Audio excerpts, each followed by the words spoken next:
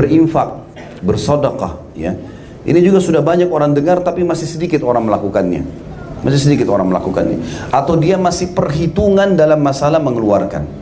Ingat, konsep kapitalisme dengan konsep Islam berbeda. Apa konsep kapitalisme? Menabung pangkal kaya. Ini sama bahasanya nggak ini? Baik, menabung pangkal kaya. Kalau Islam berinfak pangkal kaya. Ketemu nggak? Nggak bisa ketemu. Karena orang kalau nabung, dia susah ngeluarin. Kapitalis mengatakan menabung pangkal kaya. Islam mengatakan keluarkan pangkal kaya. Nggak bakal bisa ketemu. Orang kalau berpegang pada konsep kapitalis, dia akan selalu mengeluarkan 1 ringgit, 2 ringgit, begitu terus. 5 ringgit, tidak pernah besar. Karena bagi dia, lebih baik saya tabung di rekening saya 1.000 ringgit, daripada saya berikan kepada orang susah. Saya keluarin 1-2 ringgit cukup. Maka rezekinya berputar di 1-2 ringgit itu. Coba sekarang ubah konsep Islam. Keluarkan yang besar untuk mendapatkan ikan paus, ikan besar, butuh kapal tanker. Nggak bisa dengan pancing kecil. 1-2 ringgit minta sama Allah apa? Kesehatan, kekuatan, keturunan, selamat dari neraka, masuk surga. Ini luar biasa. Kotak amal masjid lewat 2 ringgit, 5 ringgit saja dikasih. Tapi rewelnya luar biasa. Minta pasangan yang baik, minta keturunan yang banyak. Gimana caranya? Nggak bisa ini. Coba pakai resep ini Bapak Ibu. Pakai resep ini ya. Penting sekali. Bapak Ibu mulai sekarang coba berinfak nilai yang belum pernah Bapak Ibu keluarkan. Kalau belum pernah keluarkan 1.000 ringgit, sekarang keluarin coba 1.000 ringgit, 10.000 ringgit coba dikeluarin. Dengan keyakinan Allah tidak akan pernah ya membuat seseorang miskin karena bersedekah. Itu ada hadis Nabi. Kata Nabi SAW, "Ma naqasa malun min sadaqah." Tidak akan berkurang harta seorang hamba karena sedekah. Kata para ulama hadis maksudnya akan bertambah. Dan ingat, janji Allah minimal 10 kali lipat. Dalam Al-Quran Allah berfirman, "A'udzubillahi minasyaitonir rajim, innal hasanati man ja'a bil hasanati falahu asyru amsalihha." Siapa yang berbuat satu perbuatan baik, Allah akan lipat gandakan 10 kali lipat. Jadi kalau Bapak Ibu keluarkan 1.000 ringgit, itu sudah ada 10.000 ringgit. Cuma tinggal tunggu waktunya kapan datang. Demi Allah ini benar Bapak Ibu sekalian. Praktikkan coba, ini ilmu. Ini benar, janji Allah ini nggak mungkin salah. Cuma kita kadang-kadang ragu dengan itu, syaitan membuat kita ragu. Nabi kita Muhammad SAW itu kalau lagi ada orang miskin datang, dikeluarkan. Pernah sekali beliau dapat beberapa keranjang kurma. Ada orang miskin datang dikasih. Kasihnya nggak tanggung-tanggung, 1 keranjang dikasih. Datang lagi yang kedua dikasih. Sampai habis. Beliau sendiri belum bawa pulang ke rumahnya. Istrinya belum pada makan. Lalu ada orang miskin lagi minta. Nabi SAW sedih, nggak ada yang bisa dikasih. Lalu kata Umar bin Khattab radhiyallahu anhu, mertua beliau dan sahabat beliau, Umar mengatakan kepada Nabi SAW, "Ya Rasulullah, tidak ada beban buat anda. Allah tidak bebankan di atas kapasitas anda. Udah nggak ada ya sudah." Gitu kan? Tapi Nabi diam. Ali bin Abi Thalib, anak mantu Nabi SAW, sekaligus mertuanya Umar ini. Karena Umar bin Khattab di akhir hidupnya menikah dengan anaknya Ali, Ummu Kalthum, gitu kan? Maka kata Ali, "Ya Rasulullah, saya masih punya beberapa dirham." Dikeluarkan beberapa dirham dari kantongnya, dikasih, "Ini ya Rasulullah, silakan infakkan sesuai dengan yang anda inginkan." Maka Nabi SAW mengambil, kasih ke fakir miskin itu sambil tersenyum dan berkata, "Bihadza umirtu." Begini saya diperintahkan. Begini saya diperintahkan. Coba praktikin Bapak Ibu sekalian. Coba jangan perhitungan dengan Allah. Apa kata Urwa bin Zubair rahimahullah, ulama tabi'in yang masyhur, janganlah seseorang di antara kalian memberikan di jalan Allah sesuatu yang dia malu kalau dia berikan kepada pemimpin satu kaum. Begini maksudnya. Bapak Ibu saya mau jawab jujur ya. Bisa jujur? Baik. Sekarang begini, kalau misalnya Bapak Ibu diundang oleh apa di sini di Malaysia, raja ya? Raja. Baik, raja undang.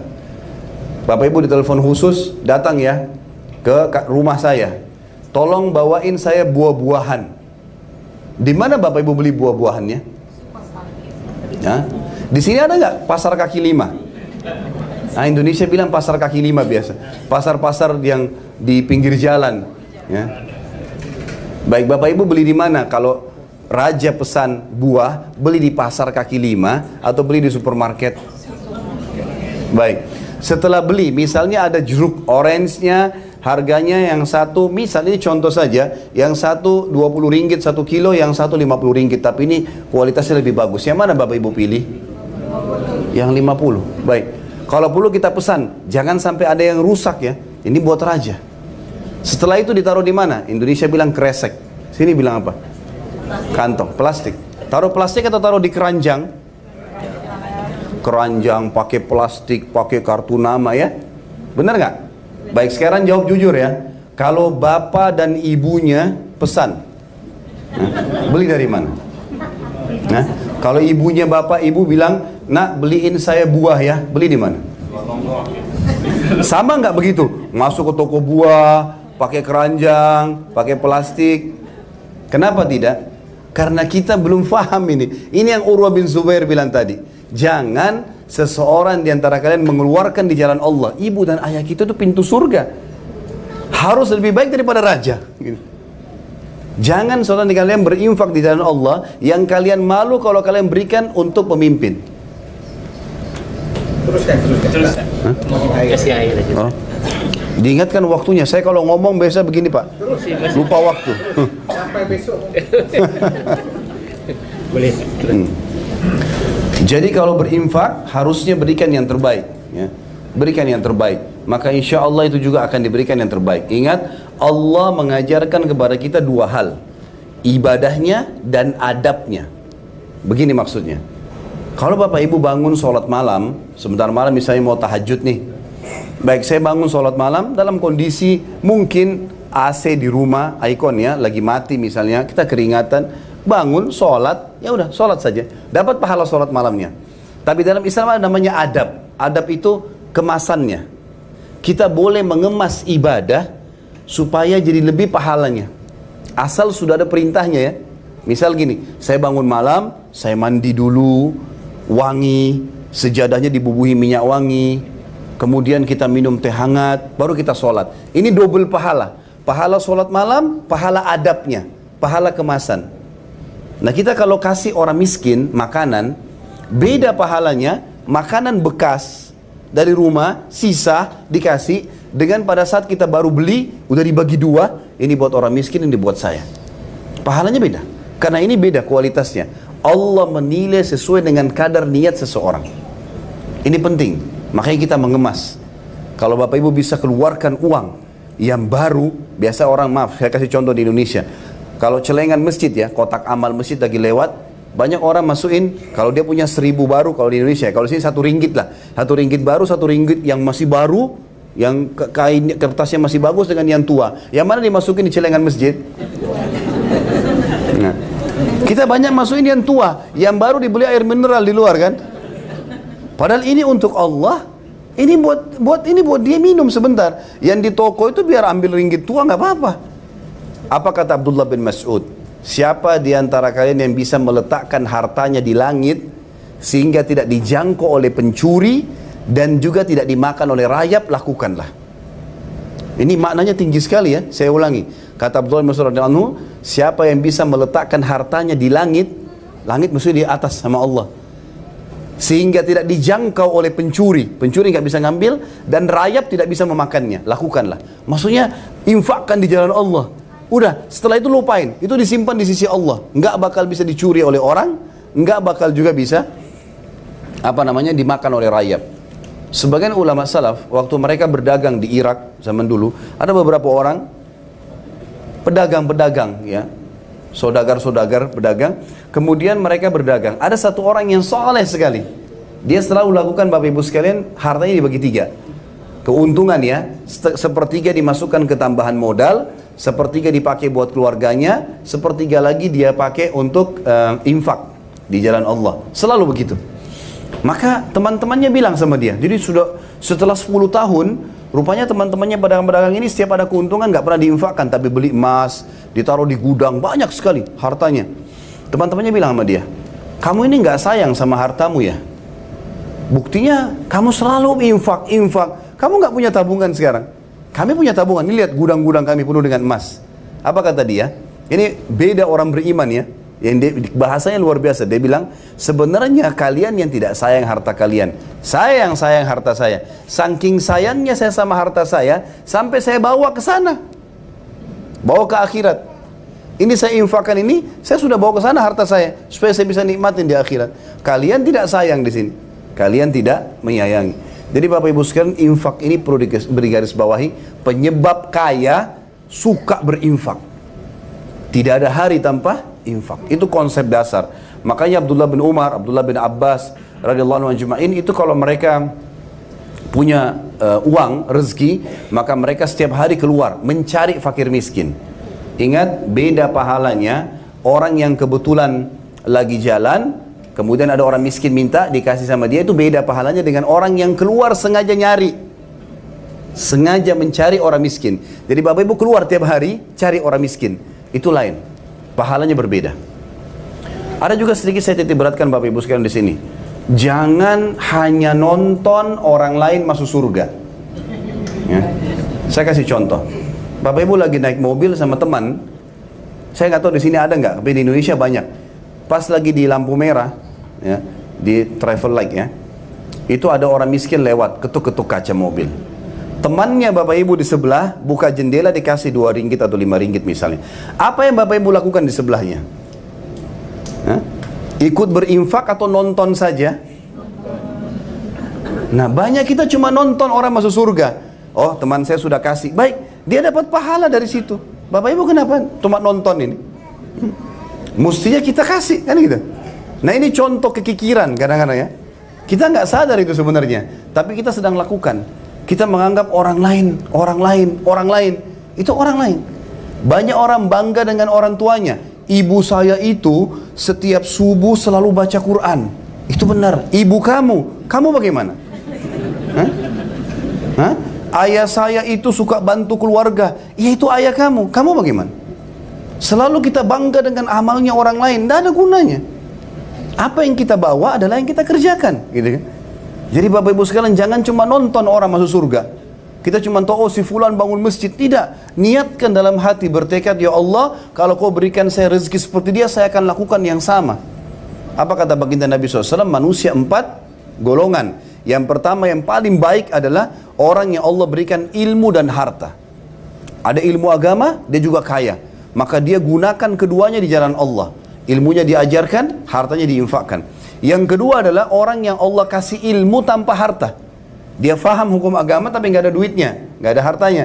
Tapi dia bilang, ya Allah, kalau engkau berikan aku rezeki seperti yang engkau berikan kepada si fulan, orang pertama tadi, aku akan lakukan hal yang sama. Kata Nabi, fahuma fi ajri sawa. Maka mereka berdua sama pahalanya. Jadi kalau ada orang pergi haji, bangun masjid, buat apalah kebaikan untuk amal jariah, Bapak Ibu jangan diam. Niat dalam hati, benar-benar kalau ya Allah saya punya, saya mau lakukan seperti dia, bahkan lebih. Ini kata Nabi pahalanya sama. Golongan ketiga, ini orang yang Allah kasih harta tapi tidak ada ilmunya. Kaya tapi nggak ada ilmu agama, dia nggak tahu dia harus kemanakan hartanya. Maka dia habiskan di jalan kemaksiatan.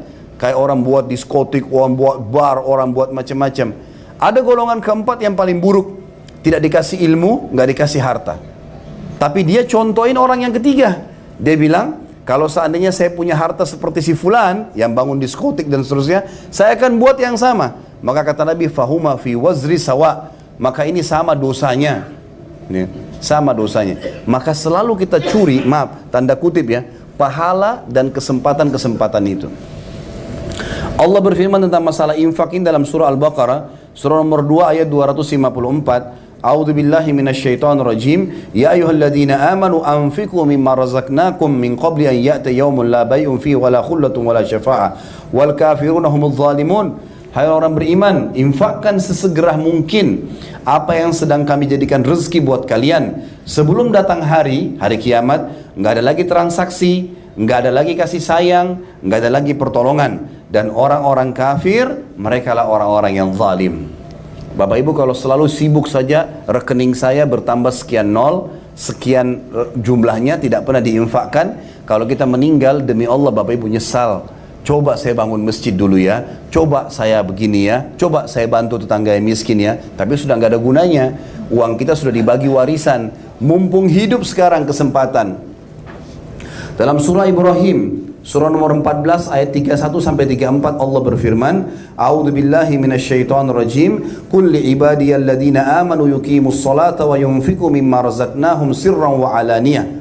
Katakanlah hai Muhammad kepada hamba-hambaku yang beriman agar mereka mendirikan salat 5 waktunya jaga dengan salat-salat sunnahnya, dan juga mereka menginfakkan setelah salat apa yang kami jadikan rezeki buat mereka, baik sembunyi-sembunyi atau terang-terangan.